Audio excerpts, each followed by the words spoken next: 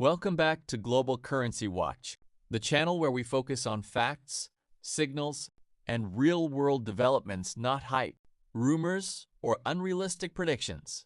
Today, I want to ask you a simple question. If Iraq's trip to Washington was only about investment, then why is so much attention being paid to it by financial analysts, banking observers, and long-term Dinar holders? Because sometimes the most important meetings are the ones where nobody publicly tells you everything that was discussed. Think about it. Iraq continues to face significant financial challenges. Government spending remains high. Public sector salaries require billions of dollars every month. Infrastructure projects are expanding. Economic reforms are ongoing. Yet despite all of that, Iraqi officials recently traveled to Washington for meetings that many observers believe were far more important than the official headlines suggested. And that's where today's story begins. Was this simply another routine diplomatic visit? Or was Iraq seeking something much more important? Financial coordination, banking support, and international confidence at a critical moment in its economic transformation.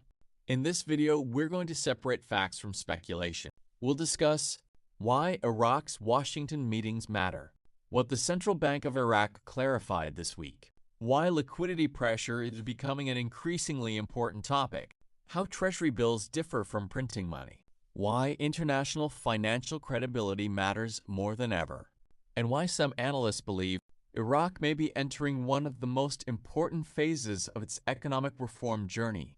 Now let me be very clear from the beginning. This is not a rate prediction video. This is not a date prediction video. And nobody outside the relevant institutions knows exactly when future monetary decisions might occur. What we can do, however, is analyze the signals. And right now, the signals deserve attention. Because while headlines often focus on dramatic claims, the real story may be hiding in something much less exciting but much more important: financial readiness. And if you've been following Iraq's economic development for years, you'll understand exactly why that matters. So stay with me, because by the end of this video, you may view Iraq's Washington visit very differently than you do right now. Why did Iraq go to Washington? Let's begin with the obvious question. Why Washington? Why now? Officially, the visit focused on investment opportunities, economic cooperation, and strengthening relations between Iraq and the United States. Those are important topics, but many observers believe there may be additional layers beneath the public explanation. Here's why. Modern economies run on confidence, not just money. Confidence. Investors need confidence. Banks need confidence. International institutions need confidence. And governments need confidence. When a country seeks deeper participation in the global financial system, it often requires more than political speeches. It requires access. Access to banking networks. Access to international financial markets. Access to investment capital. And access to institutional credibility. Iraq has spent years attempting to modernize its financial sector. The government has pushed banking reforms. Electronic payment systems have expanded. Financial inclusion programs continue to grow. International partnerships have increased. Yet challenges remain. One of those challenges involves liquidity management. In simple language, governments must constantly balance incoming revenue with outgoing expenses. And when expenses rise faster than available cash, pressure builds. That doesn't automatically create a crisis, but it does create urgency. And urgency often accelerates reform. This is one reason analysts paid close attention to Iraq's Washington meetings. Because when senior financial officials meet with major international partners, the discussions often involve much more than investment brochures and press releases. The conversations frequently focus on financial stability, banking modernization, institutional coordination, and long-term economic planning. Those subjects rarely generate exciting headlines, but they are exactly the types of discussions that shape future policy decisions. And that is why investors around the world were paying attention. Not because of what was publicly announced, but because of what those meetings may reveal about Iraq's priorities moving forward. The central bank's important message. Now let's discuss what may have been the most important development of the week. The Central Bank of Iraq issued a clarification regarding liquidity operations. At first glance, this sounds technical and boring, but don't skip over it, because this distinction matters a lot. Recently, discussions emerged regarding treasury bills and government financing. Some people immediately jumped to conclusions. They assumed any liquidity support automatically meant money printing. But the central bank pushed back against that narrative. Here's the difference. Printing money means directly creating additional currency. That can increase inflation risk. That can weaken confidence. And if handled improperly, it can create long-term economic problems. Treasury bill discounting is different. Treasury bills are government debt instruments. Banks purchase them. Central banks can utilize them as part of liquidity management operations. The purpose is often to help manage short-term cash flow needs without fundamentally altering monetary policy. Why does this distinction matter? Because credibility matters. If investors believe a country is simply creating money whenever problems arise, confidence can deteriorate quickly. But if liquidity is being managed through structured financial mechanisms, the situation appears very different. The central bank's clarification essentially communicated one important message. We are managing liquidity through recognized financial tools, not uncontrolled money creation.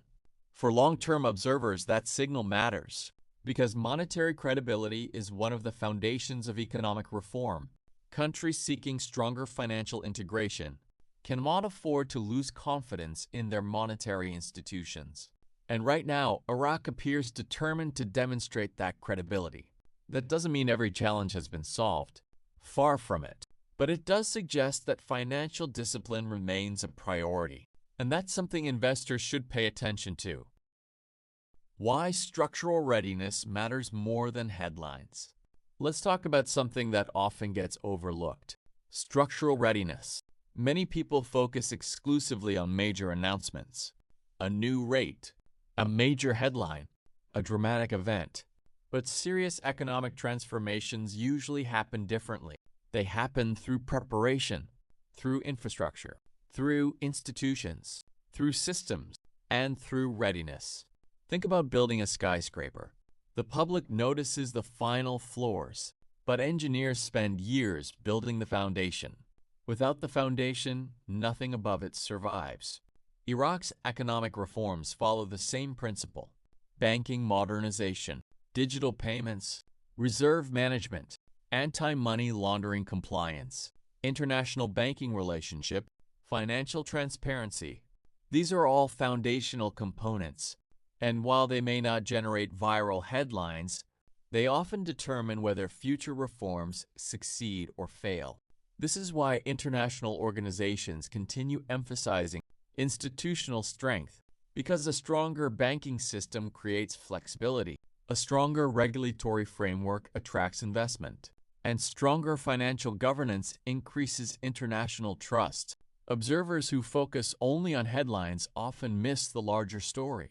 The larger story is that Iraq continues working toward deeper integration with the global financial system. The pace may frustrate some people.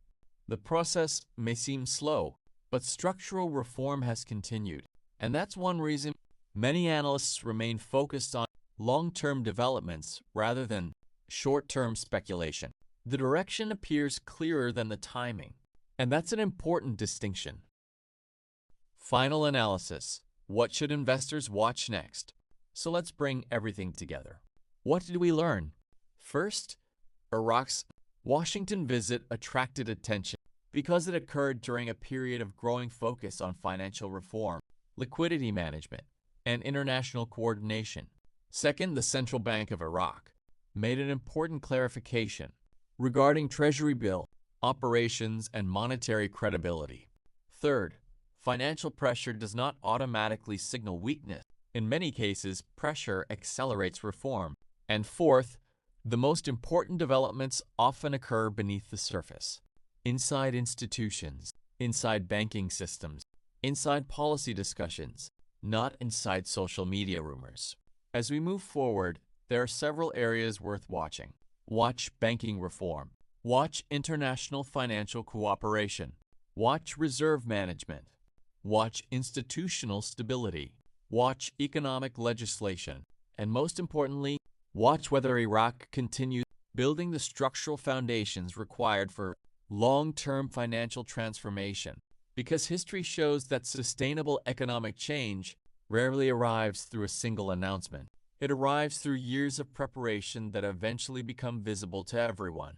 And that may be the most important lesson from today's discussion. The Washington trip may not have answered every question, but it reminded investors that serious economic reform is still a serious conversation. The road ahead may still contain challenges, timing remains uncertain, and nobody can responsibly promise specific outcomes. But one thing is clear. The conversation surrounding Iraq's financial future is far from over.